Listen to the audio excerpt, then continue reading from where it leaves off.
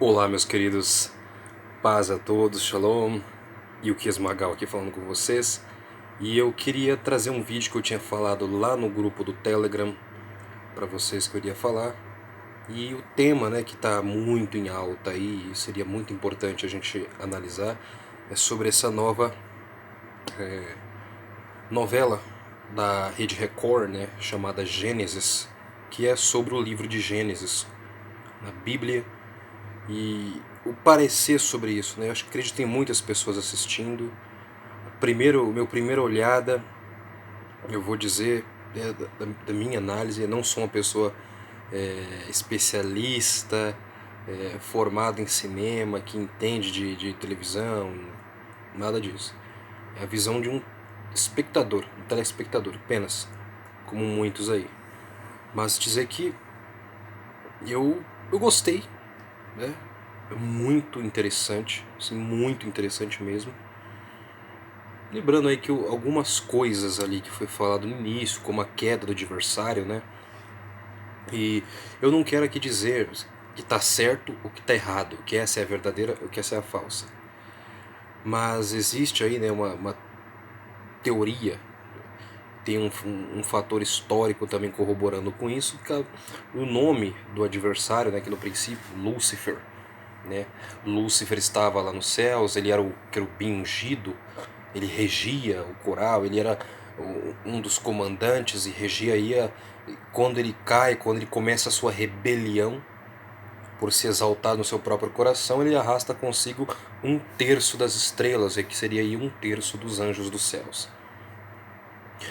Lúcifer é o nome de um padre, se não me engano, da época da Igreja Católica, e houve alguns problemas, foi demonizado, pegaram este nome e deram e passaram para o adversário. Lúcifer é um nome latim, tá? Por isso que não é um nome em hebraico, não é um nome para ninguém em hebraico nem em grego, é um nome latim que significa o portador da luz, né? Aquele que possui a luz. Mas é muito interessante, né?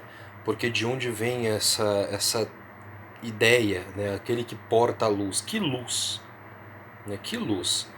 Essa luz seria aquela lux que Prometeu, ele traz do meio dos deuses, ele traz para a terra e ele queria trazer o fogo, que era o conhecimento para o homem.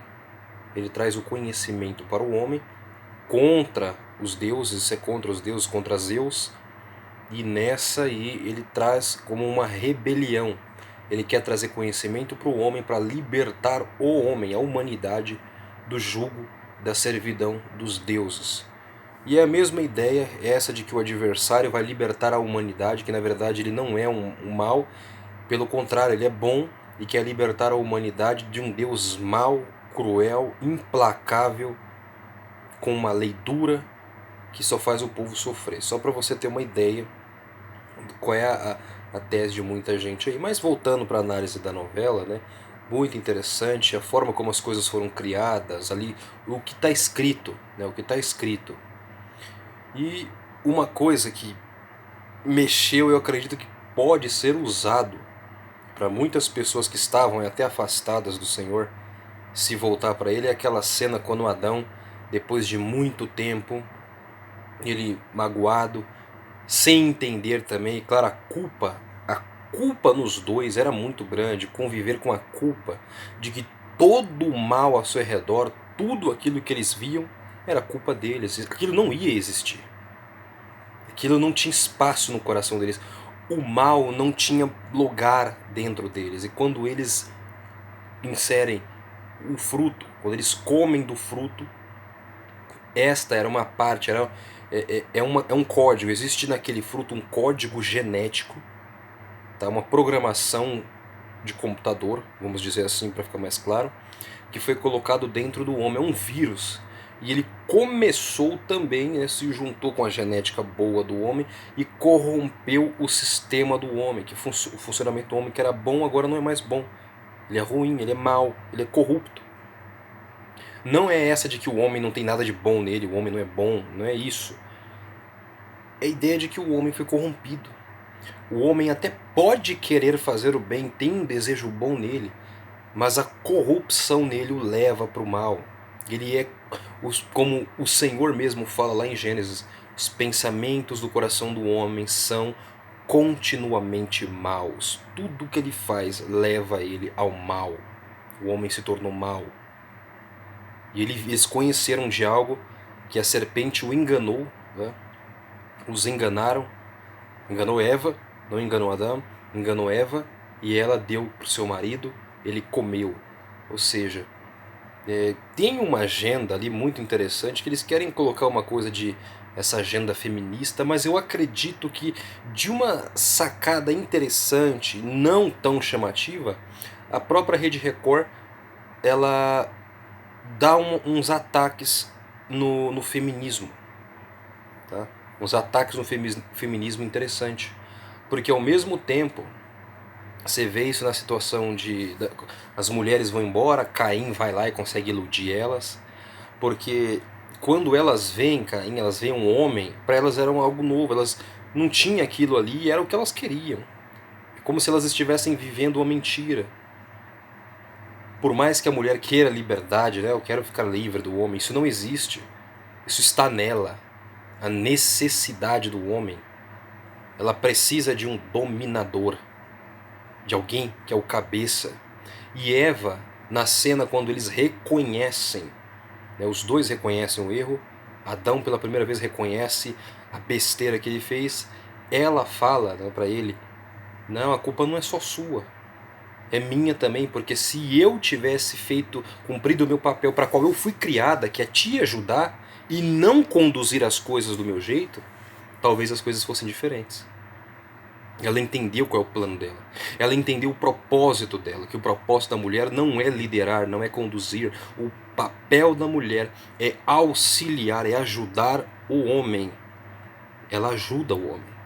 Assim como ela pode atrapalhar e derrubar o homem. Mas o papel dela é auxiliar, é ajudar eles chegarem no objetivo. Olha que interessante, entendeu?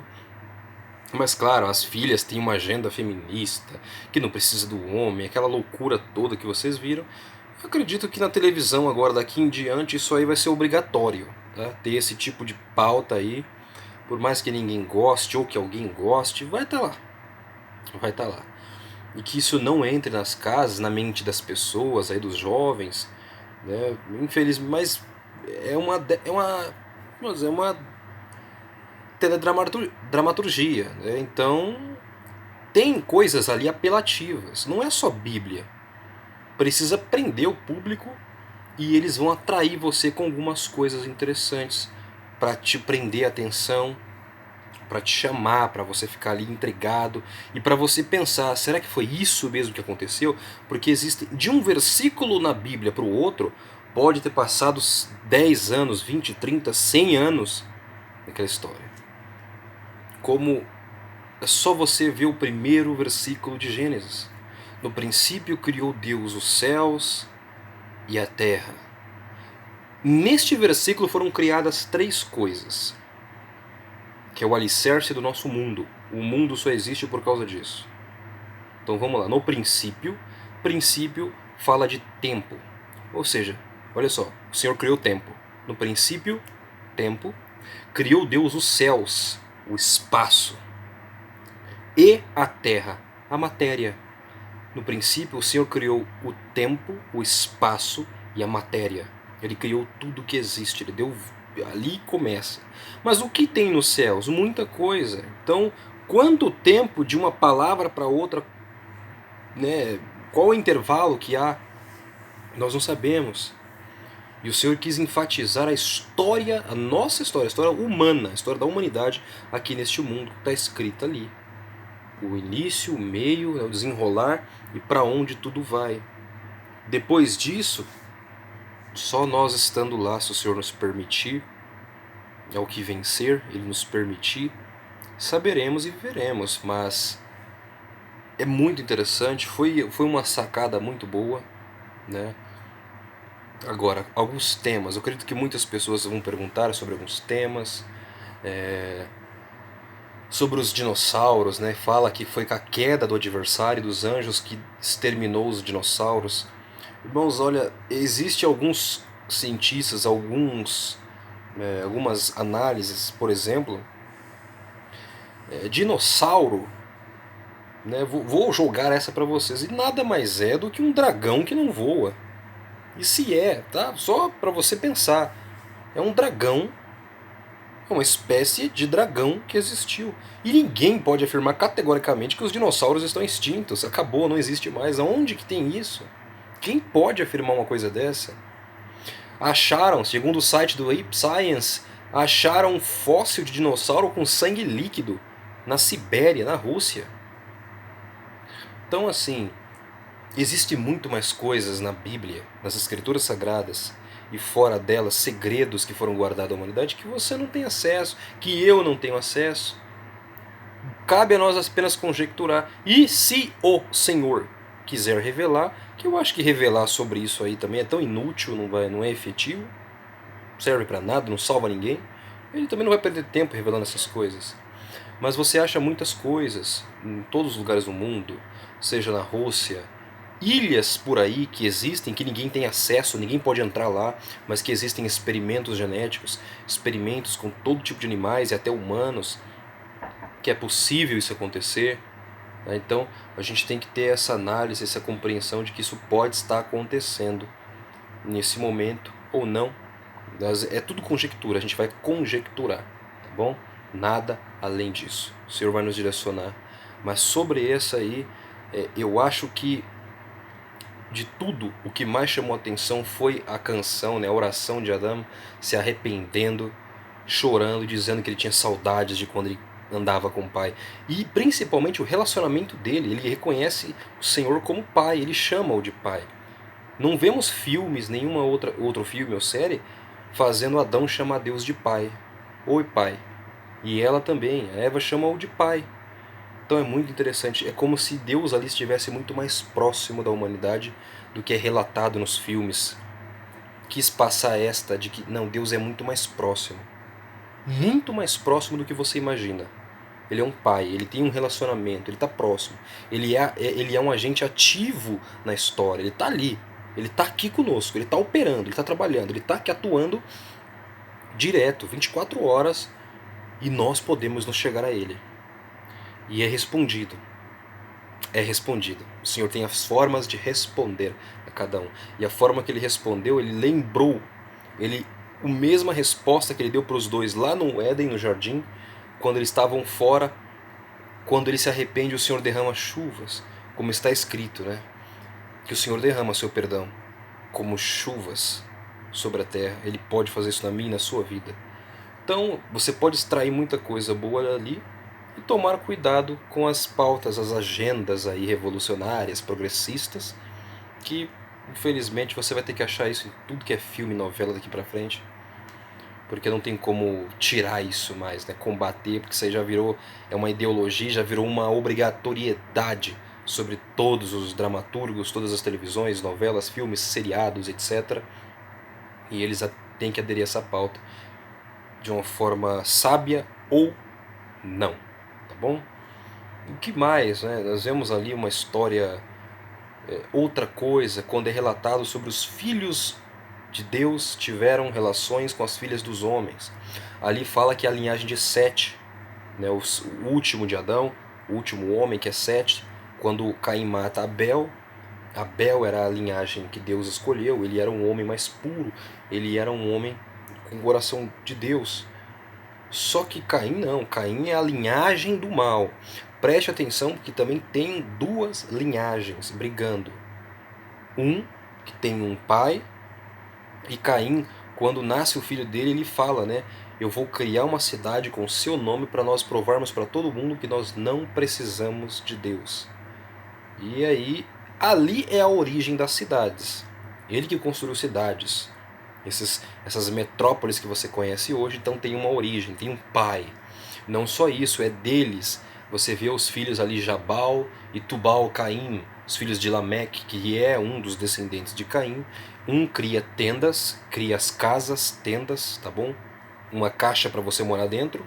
E o outro trabalha com todo tipo de metais, de ferro e bronze, né? O ferro e o bronze, todas as tecnologias e armas de guerra foi desenvolvida a partir dali.